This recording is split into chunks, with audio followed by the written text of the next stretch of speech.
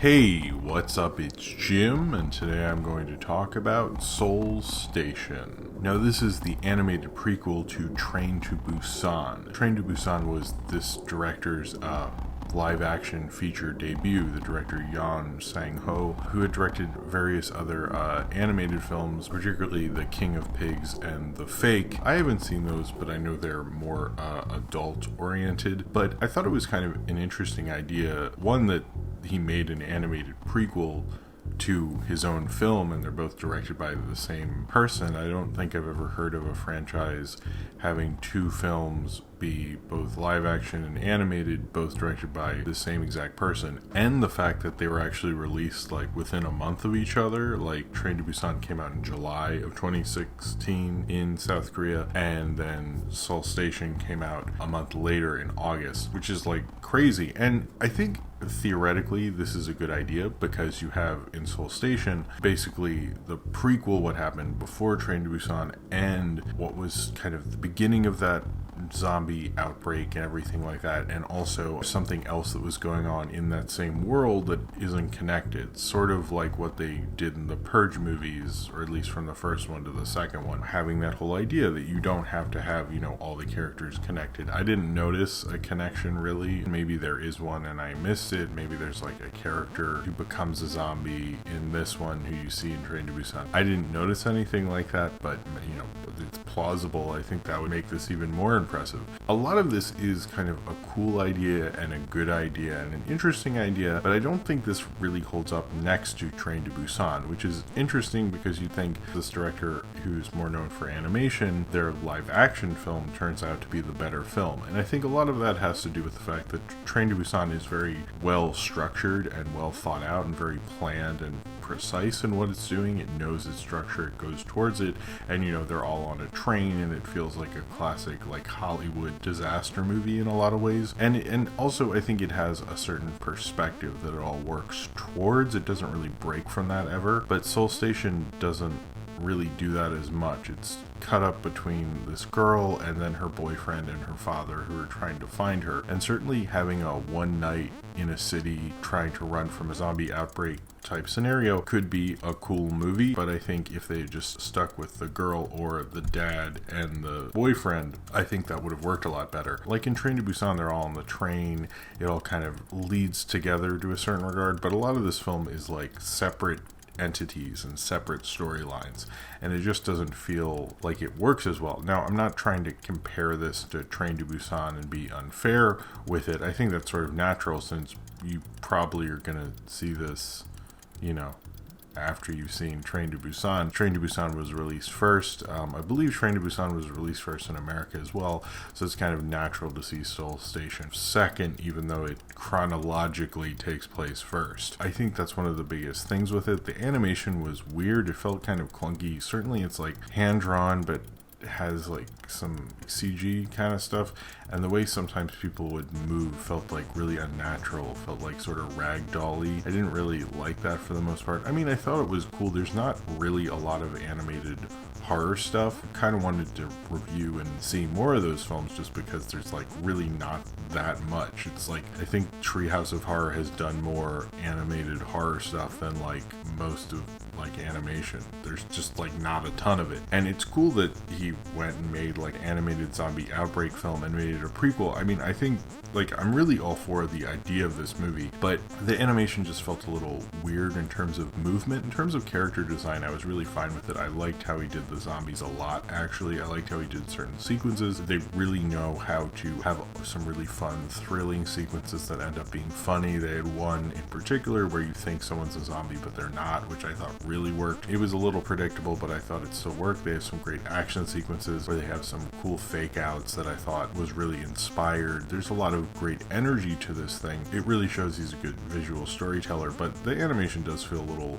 weird in terms of movement, but I think character design, it definitely works. I noticed that he has kind of a through line through both of these about like fathers and their children and them trying to protect their children through a zombie apocalypse. This one takes a much darker and different turn, and if you've seen this film, you'll notice I'm using choosing my words carefully because I don't want to get into any spoilers, which I think is a reveal that's pretty amazing. That's an interesting theme going through them. I think that's the only thing that really connects them. I'd say Train to Busan is the far mainstream movie, whereas Seoul Station's kind of the film for the people who, like, you know, are already fans of Train to Busan. And with Seoul Station, you know, just having this boyfriend find this girlfriend and her father who meet up and are trying to find her through the zombie outbreak. It's a cool idea, and I think if you had more compelling characters, it could have probably worked, or just, you know, better actors or better voice actors or better drawn characters throughout this film, it could have worked a little better. It's weird that it's called Seoul Station. I know there's a certain outbreak within it, but it didn't really, you could have called it like Zombie Jerks or something. It really didn't matter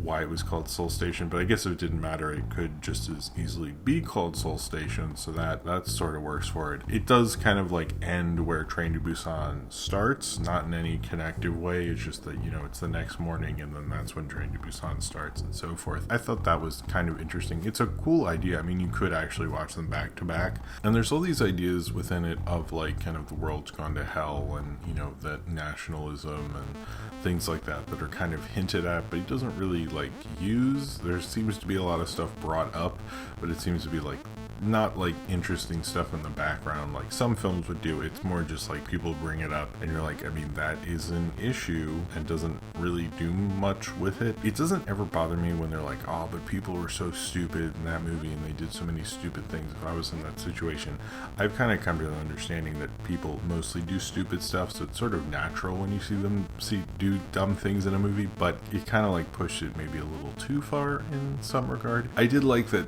the boyfriend and the girlfriend, who you know a lot more before, maybe aren't the greatest people before going into this, and I think that makes them a little more compelling than usual. And I really liked how they designed the zombies. They're really kind of eye-catching, and even the weird movement of the animation actually really worked for zombies, really, because zombies already move weird, so having weird movement sort of works for you. They're just really eye-catching. There's so many like pictures of this film that when I saw them, I was like, I instantly was like, I have to remember Seoul Station whenever I get a chance to see it. That's really what attracted me to the film, because there's not often you see a good zombie design anymore. It's not even something I really think about. I just think about people doing the normal kind of zombie thing over and over again, but I like the kind of design they did with animation. I wish more people would maybe do a zombie outbreak animated film. It was surprising that this film didn't feel as tightly structured and it's animated, which by nature would take a lot more pre-production and so forth. Maybe that was the director's intent to make a film like this, but had this film been structured as tightly as Train to Busan, we would be talking about a much better movie. And I think that's really one of the pros of Train to Busan, is what really doesn't work in this film, is that the structure like just isn't really doing the film any favors. It isn't playing like almost like a Hollywood production in a certain regard. This might be more closer to, you know, this director being an auteur and less like him making a blockbuster, and it sort of felt like that was the one he made to be a successful zombie film, like a successful blockbuster Hollywood zombie sort of film. And Seoul Station is more of like, you know, what he's used to doing with his animated films, or I assume. I've never seen any of his animated films. This sort of makes me interested, but I'm kind of more, to me, I'm thinking of Train to Busan with this director and less Seoul Station. I would say I was a little disappointed. I really wanted this to be good because I thought it's such a cool idea to have a film like this be animated, and I don't think it's really that great. It's something that, like, if you like Train to Busan, you're really into it, you should definitely see Seoul Station. I think it's like a fine alright zombie film, but it's kind of like one of those where it's like, it's messy, it doesn't really have a point, doesn't know what it's saying, but you did get to see a bunch of animated zombies, so you should be cool with it. And on that level, it works fine. It just like sort of isn't as monumental as like the fact that it's a zombie animated film and a prequel and all that stuff. I don't think it lives that much past that, just a little bit. I don't think you'd leave this incredibly disappointed, and I wasn't disappointed necessarily. I just wasn't as thrilled and as into it as I was with Train to Busan. Seoul Station is an interesting animated film, and it's interesting the way it was released and that a director came up with this idea, and seeing a director play within a horror universe in a way that feels a little more natural to their gifts, and kind of goes into like, you know, expanding that world in ways that doesn't feel as cliche as usual, like having the same characters and like overextending them to have that continuity. This is just like, hey, there were zombies before, and these are some people that had to deal with them. I'm in a lot of ways pro this movie, but in terms of the movie itself, I'm just sort of like okay with it. I think this director knows what he's doing visually. You sort of get glimmers of that in Seoul Station, but if you really want the full effect of what he can do and how good of a storyteller he can be and what he can do with that structure and a zombie film, Train to Busan is excellent. Seoul Station feels like the kind of film you probably expected from this guy to make as a live action film, rather than with Train to Busan felt like a real seasoned, almost pro of commercial filmmaking.